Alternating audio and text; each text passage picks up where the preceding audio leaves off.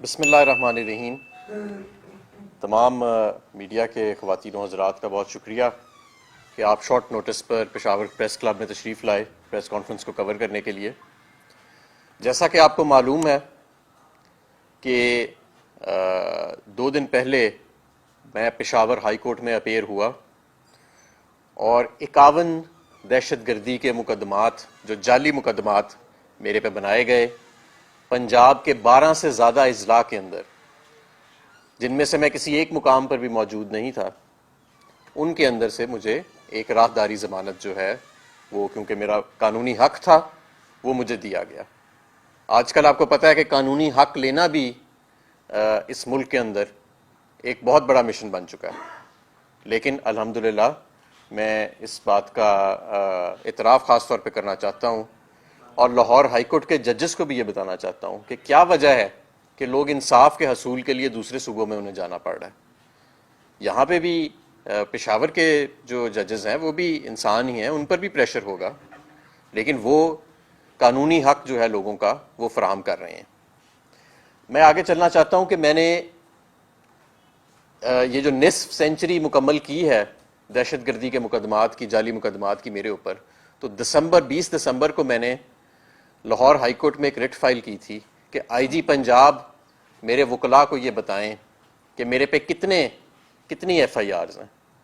تو وہاں پر انہوں نے جھوٹ بولا اور کہا کہ ان پر صرف 23 ایف آئی آرز ہیں، لیکن جب میرے وکلاء کی ٹیم 1 مہینہ پورا مسلسل پنجاب کے ہر ضلع میں جا کے خود ایف آئی آرز تلاش کرتی رہی، بہت ساری ایف آئی آرز ایسی تھیں جو ان کے کمپیوٹر سسٹم میں بلاکڈ بھی تھیں، اپنے ہم نے تعلقات استعمال کر کے وہ ایف آئی آرز نکلوائیں، تو پورا 1 مہینے کا وقت لگا اور 51 ایف آئی آرز جو ہیں وہ نکلی۔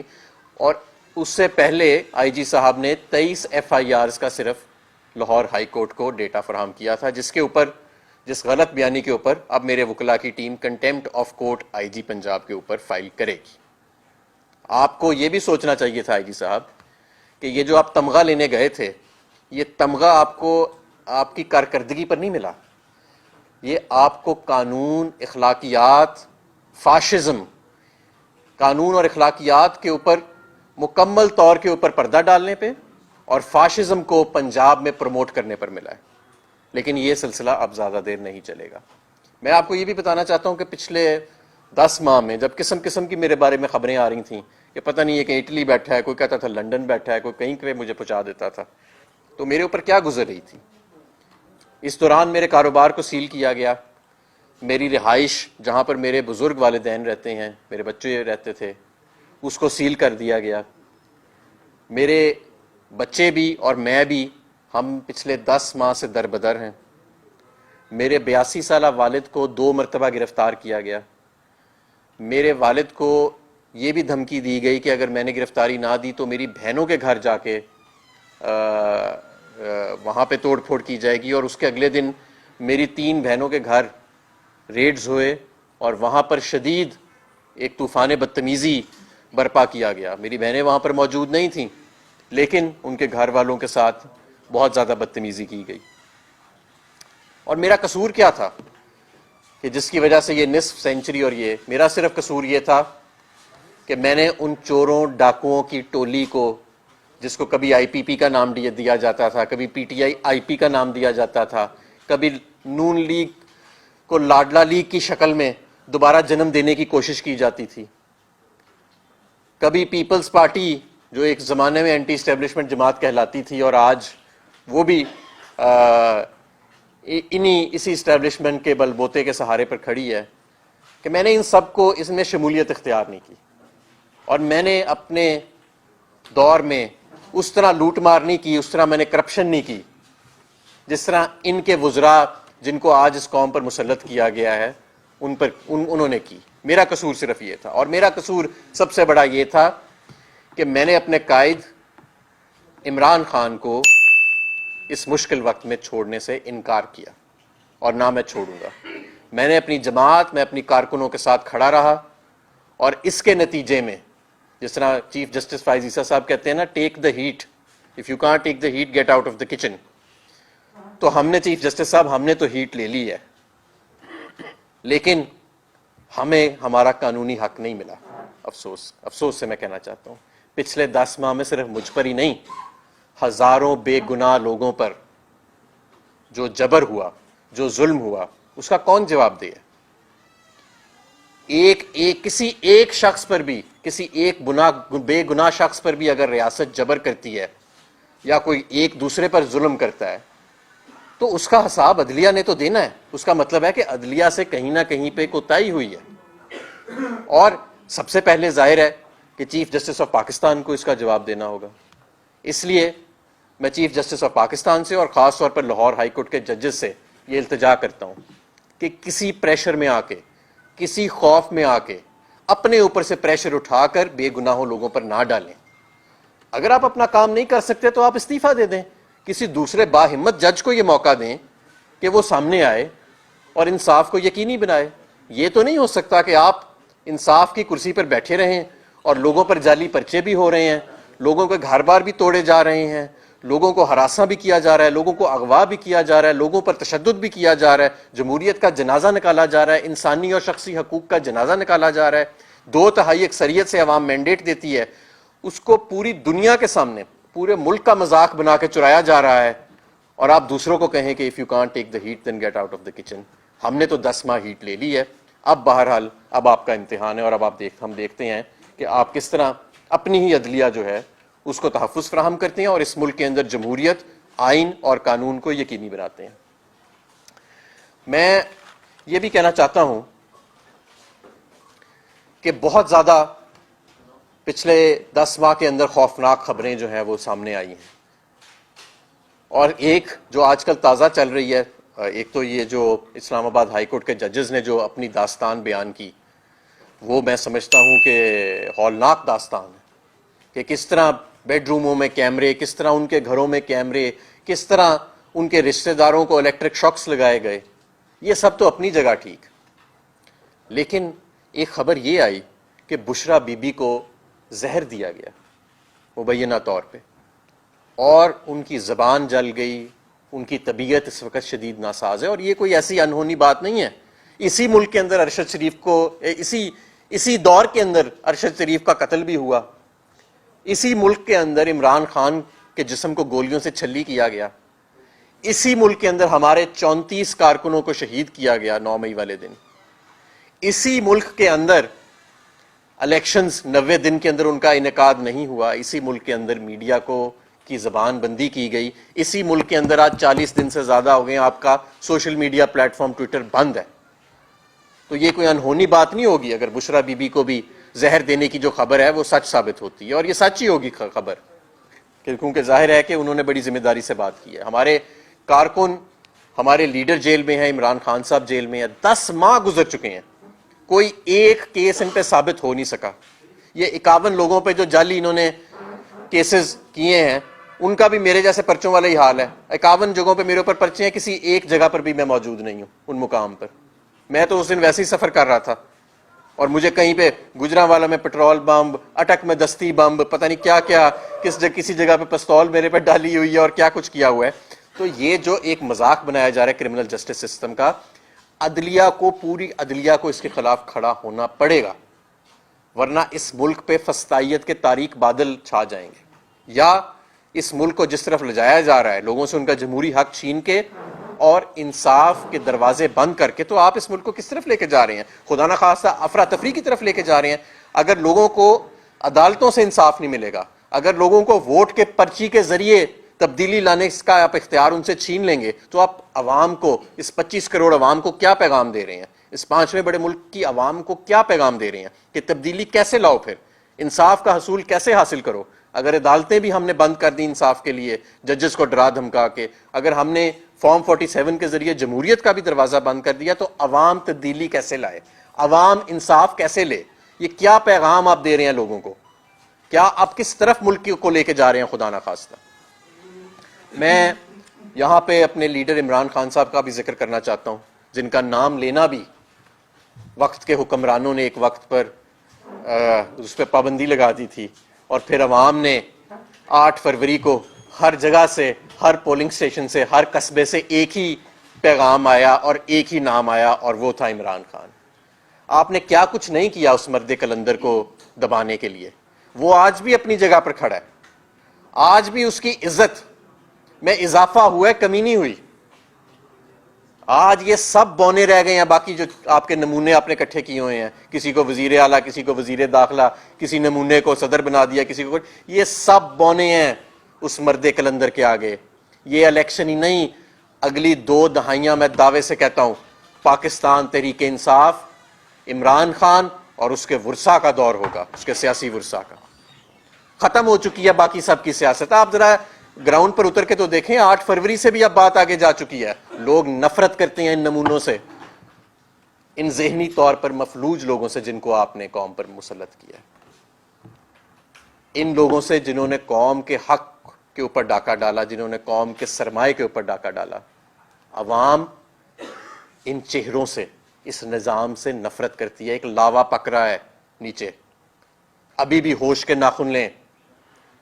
بار بار آپ کو ہم یہ کہہ رہے ہیں کہ یہ ڈنڈے کے سر پہ 5ویں بڑی قوم کو, آپ اس کی تاریخ دیکھ لیں برے صغیر کی اٹھا کے, کوئی نہیں آج تک کامیاب ہو سکا. بڑے بڑے جابر ملٹری حکمران آئے, ان کو بھی منہ چھپا کے واپس جانا پڑا, اور آپ نے تو خیر نیا ریکارڈ ہی قائم کر لیا بدنامی کا. میں یہاں پر آخر میں کچھ بات معیشت کی بھی کرنا چاہتا ہوں کہ عام آدمی پر اس دوران کیا گزر رہی ہے. 28% آپ کی مہنگائی کی شرح جاری ہے, جو کسی جنگ اور وبا کے وقت سے بھی زیادہ تھی. اس 28% کی بھی اگر ایکچولی بریک ڈاؤن لیا جائے تو یہ سارا کا سارا ان اشیاء پر مبنی ہے جو کھانے پینے کی اشیاء ہیں, جس میں بجلی بھی شامل ہے, جس کے اندر گندم شامل ہے, جس کے اندر پیٹرول شامل ہے. یہ وہ چیزیں جو روزمرہ کی زندگی گزارنے کے لیے ضروری اشیاء ہیں. آپ کا شرح سود 25% سے زیادہ ہے. انڈسٹری آپ کی بند ہونے کو پھر رہی ہے. پچھلے سال آپ کی جی ڈی پی گروتھ منفی ہوئی. جب ہم کہتے تھے کہ منفی گروتھ ہوگی تب آپ مانتے نہیں تھے. اب ورلڈ بینک نے اور آئی ایم ایف نے بھی کہہ دیا کہ منفی گروتھ ہوگی. میں آپ کو بتا رہا ہوں کہ اس سال بھی آپ کی منفی گروتھ ہوگی. اس کی وجہ یہ ہے کہ ملک کے اندر گورننس تو ہو ہی نہیں رہی, ملک کے اندر حکمرانی تو ہو ہی نہیں رہی. ساری کی ساری ریاست لگی ہوئی ہے ایک پاکستان تحریک انصاف اور ایک عمران خان کو اور اس کے ساتھیوں کو دبانے کے لیے. عام آدمی پر کیا گزر رہی ہے اس کا کسی کو کوئی پرواہ نہیں ہے. 2 سال سے غیر منتخب پی ڈی ایم, پھر 6 سے زیادہ ماہ غیر منتخب نگران نمونے, اور اب دوبارہ فارم 47 کی پی ڈی ایم 2 کی جو پرفارمنس ہے وہ عوام کے سامنے ہے. سوائے اپنے پیسے بنانے کے, سوائے اپنے کیس معاف کرانے کے, سوائے مرسیڈیز گاڑیوں کے ٹائر عوام کے پیسوں سے لینے کے, سوائے ٹک ٹاک, جو پاکستان کا سب سے بڑا صوبہ ہے وہ ٹک ٹاک کی سہیلیوں کے حوالے کر دیا. جو صدارت کا منصب ہے, سپریم کمانڈر ہے پاکستان کا, جو وہاں پہ ایک شخص بیٹھا ہے جو بیمار بھی ہے, اللہ انہیں صحت عطا کرے, اور جو ان کا ماضی گزرا ہے کرپشن کے اندر, وہ اب سب کے سامنے. تو 10% سے 20% اب سنا ہو گیا کام, وہ صدارت کے منصب پر بیٹھے ہیں. وزیر اعظم کے منصب پر وہ بیٹھے ہیں جن کو قوم نے, جن کی پرفارمنس کے اوپر قوم نے یہ مینڈیٹ دیا کہ جناب نواز شریف صاحب لاہور میں اپنی سیٹ بھی ہار گئے.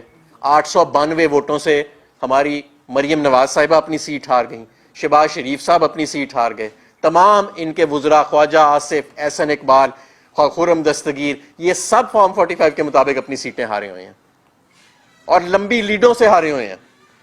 اسی وزیر اعظم کو جس کی پرفارمنس کی بنیاد پر یہ عوام نے عدم اعتماد کیا, آپ نے ان کو وزیر اعظم کے منصب پر بٹھا دیا, اور جن کی کرپشن کی داستان پوری دنیا جانتی ہے ان کو آپ نے صدارت کے منصب پر بٹھا دیا. جو خاتون جس نے زندگی میں کبھی کوئی کام نہیں کیا سوائے تانے دینے کے, گالیاں دینے کے, ان کو اور ان کی ٹک ٹاک کی ٹیم کو آپ نے پنجاب کا سب سے بڑا صوبہ ان کے حوالے کر دیا.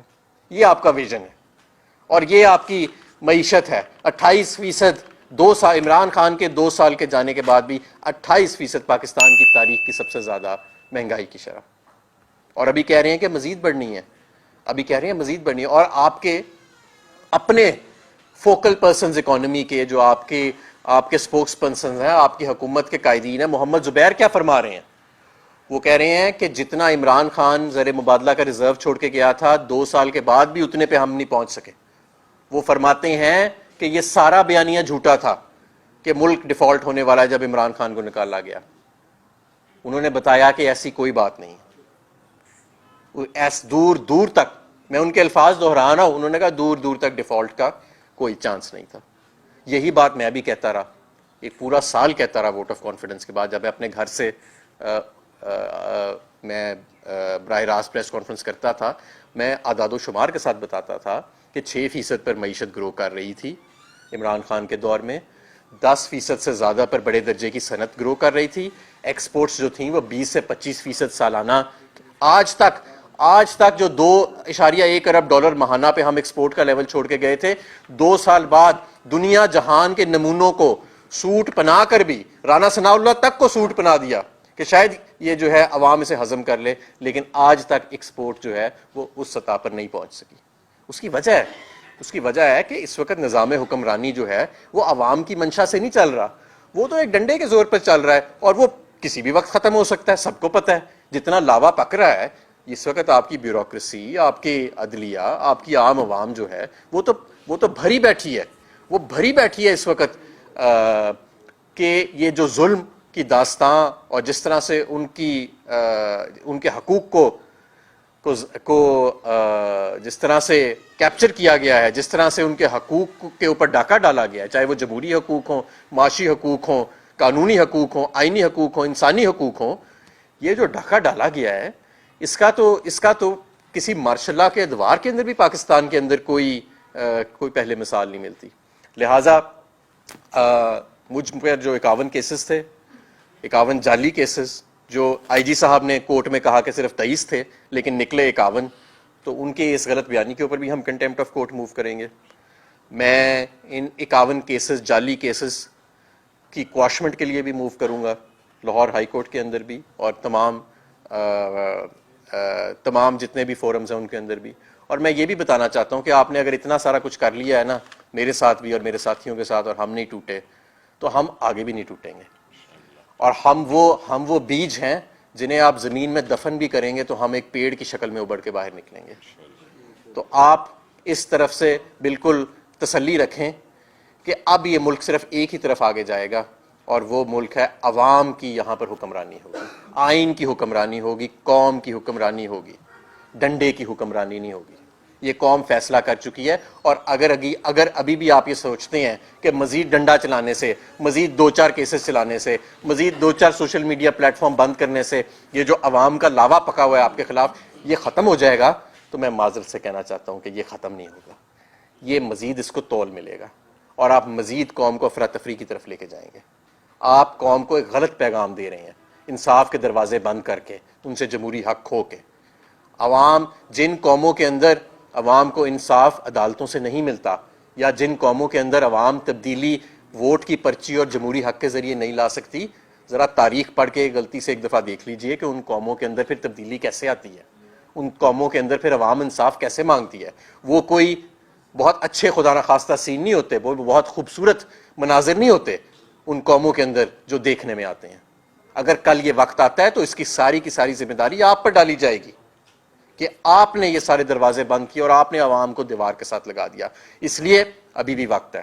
آئین، قانون اور جمہور کا احترام کریں، عدالتوں کا احترام کریں، عدالتوں کے ججز کا احترام کریں، ان کو ڈرانے دھمکانے سے باز آ جائیں. جمہور کو، عوام کو ڈرانے دھمکانے سے باز آ جائے. رانا ثناء اللہ تڑیاں لگاتا تھا نا، عوام نے، آپ نے دیکھ لیا اس کے حلقے میں فیصل آباد میں اس کا کیا حشر کیا. آج وہ فیصل آباد میں شکل دکھانے کے قابل نہیں رہا. راجہ ریاض کو آپ نے تیار کیا تھا اور اس جیسے لوٹوں کو کدھر ہیں آج؟ وہ کہاں نظر آ رہے ہیں آپ کو کہیں پہ؟ وہ ایک اون چودھری کو آپ نے جتایا، 90,000 کی لیڈ سے وہ ہارا ہوا ہے. کس منہ سے جا کے بیٹھتا ہے وہ اسمبلی کے اندر شرمندہ؟ اس کی کبھی آپ نے شکل دیکھی ہے؟ شرمندہ شکل اس کی. نواز شریف اپنے علاقے سے الیکشن ہار گیا، جہانگیر ترین کی سیاست ختم ہو گئی، پرویز خٹک کی نوشیرہ میں ضمانت ضبط ہو گئی. کیا یہ پیغام کم ہے؟ کیا یہ پیغام کم ہے کہ 17 سیٹیں جیتنے والے کو آپ کو اپنا منہ کالا کرا کے اس 17 سیٹ جیتنے والی جماعت کو آپ کو راتوں رات فارم 45 پوری دنیا کے سامنے منہ کالا کرا کے فارم 47 اس کے چینج کرا کے پھر بھی آپ اس کو میجورٹی میں نہیں لا سکے. آج بھی اس کے وہ صرف اور صرف اس وقت جو پوری حکومت کھڑی ہے نا, یہ جو لاڈلا لیگ کی, یہ صرف ایک چیز پر کھڑی ہے, بغض عمران پر. اس کا واحد سہارا بغض عمران ہے. جس دن بغض عمران نکل جاتا ہے یا کوئی شخص قانون, آئین اور جمہور کی حفاظت کرنے کا سوچ اس میں آ جاتی ہے, تو یہ سارے ان سب چھوٹے چھوٹے بونوں کی سیاست جو ہے وہ ختم ہو جاتی ہے. پاکستان تحریک انصاف آخر میں یہ کہوں گا کہ صرف موجودہ دور کی نہیں, اگلی دہائیوں کی یہ جماعت ہے جو برسر اقتدار بھی رہے گی اور پاکستان کی سیاست پر حاوی بھی رہے گی. اس کی وجہ یہ نہیں ہے کہ ہم نے کوئی ڈیل کر لی ہے, اس کی وجہ یہ ہے کہ ہم نے کوئی ڈیل نہیں کی, ہم نے انکار کیا, اور ہم نے اگر کسی سے ڈیل کی تو وہ عوام سے اور یوتھ سے کی. ہم نے قوم کے دل جیتے, اور یہ دل جن دلوں میں عمران خان کے لیے جگہ بنی ہے, یہ اب جبر کے اور پروپیگنڈا کے زور کے اوپر یہ نہیں تبدیل ہوں گے. انشاءاللہ تعالی پاکستان کا مستقبل روشن ہے.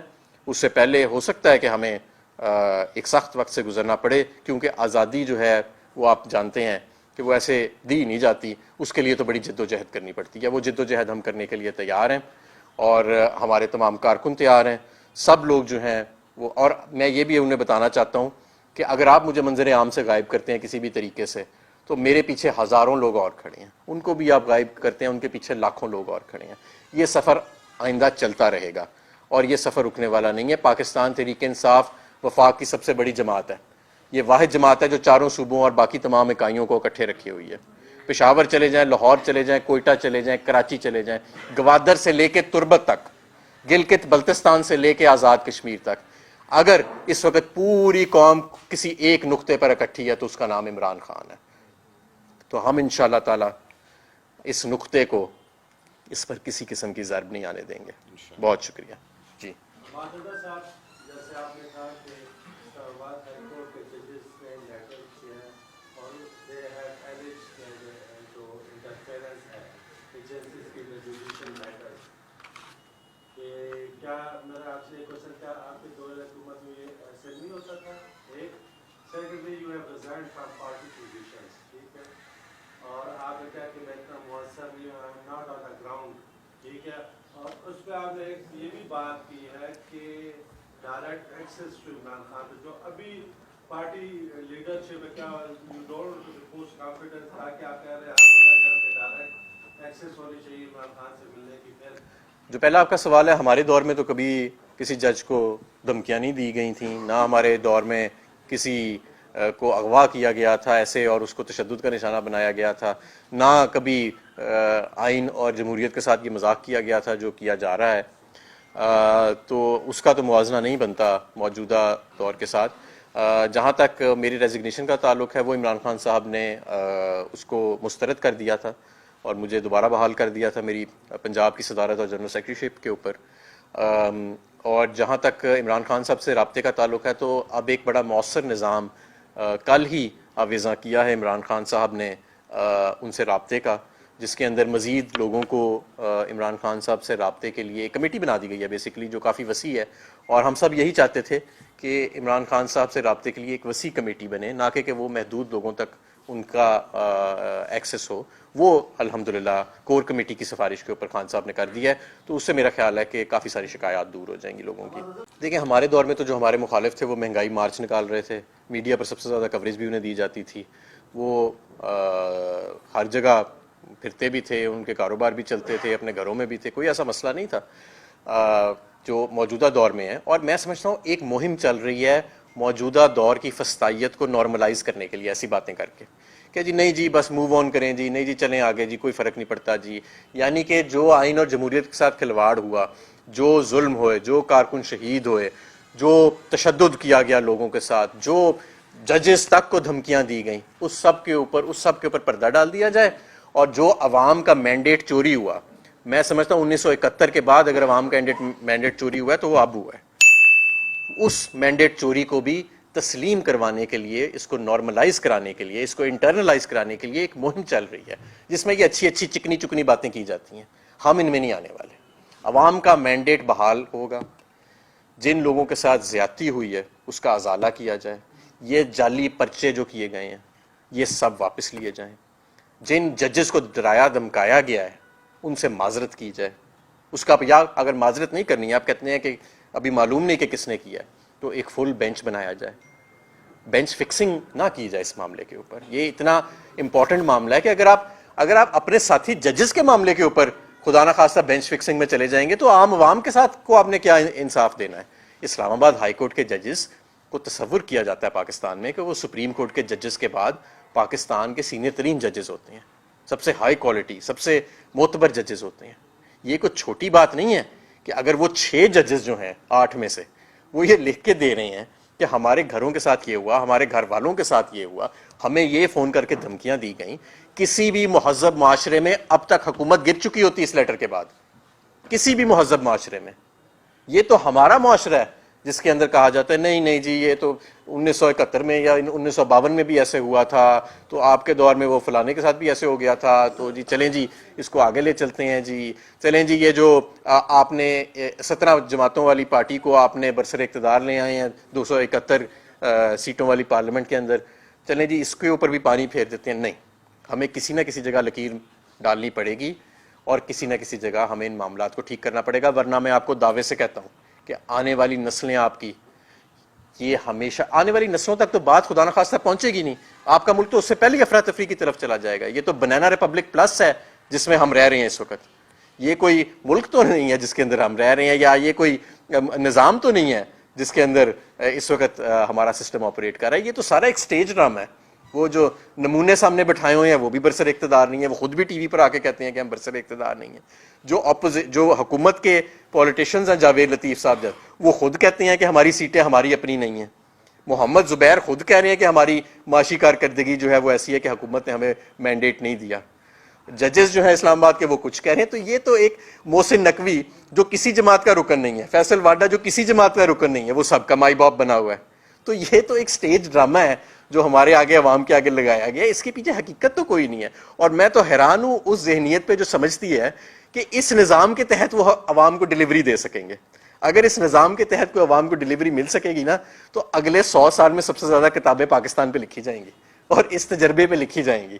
یعنی کہ بڑے بڑے تجربے ہوئے, اسٹیٹ لیڈ اکنامک گروتھ کا تجربہ ہوا, private sector lead economic growth کا تجربہ ہوا, ایسٹ ایشین میریکل کا تجربہ ہوا, کہ وہ سینٹرلائزڈ گورننس کا تجربہ ہوا, ڈیلیگیٹڈ گورننس کا تجربہ ہوا. لیکن پاکستان میں تجربہ ہونے جا رہا ہے کہ جی ڈنڈے کے زور پہ اور محسن نقوی اور فیصل واڈا کے زور پہ ملک جو ہے وہ ترقی کرے گا. اور وہ یہ ڈیولپمنٹ اکنامکس میں اور معاشی تاریخ میں پہلی مرتبہ ایسا تجربہ ہوگا. اور اس کے اوپر میرا خیال ہے کہ اگر یہ کامیاب ہوتا ہے تو اس کے اوپر اگلے 100-200 سال میں جتنی کتابیں لکھی جائیں گی اس سے پہلے نہیں لکھی. بجلی کی جو کھپت تھی وہ سالانہ 11% کے حساب سے گرو کر رہی تھی, اور سب سے زیادہ جو نیا ریکارڈ بھی سیٹ کیا گیا بجلی کی پروڈکشن اور کھپت کے اندر وہ پاکستان تحریک انصاف کے دور کے اندر رکھا گیا.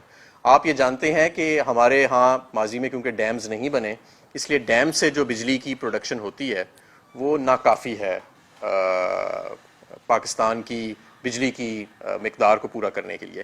اس لیے نواز لیگ نے بدقسمتی سے امپورٹڈ ایندھن کے اوپر بہت سارے بجلی گھر لگائے, جس کا بوجھ جو ہے وہ اب چاروں صوبوں کو اٹھانا پڑتا ہے. یہ ایک بڑی لمبی بحث ہے کہ جی جس صوبے میں 1 ڈیم ہے یا 2 ڈیم ہے, یا سندھ پھر کہے گا کہ جی گیس بنانے والی جو سب سے زیادہ پاور پلانٹس ہیں وہ ہمارے پاس ہیں, بلوچستان کہے گا کہ گیس سب سے زیادہ ہم دیتے ہیں. تو یہ تو پھر ایک بڑی لمبی ہم بحث میں چلے جائیں گے. پنجاب کہے گا گندم ہم دیتے ہیں.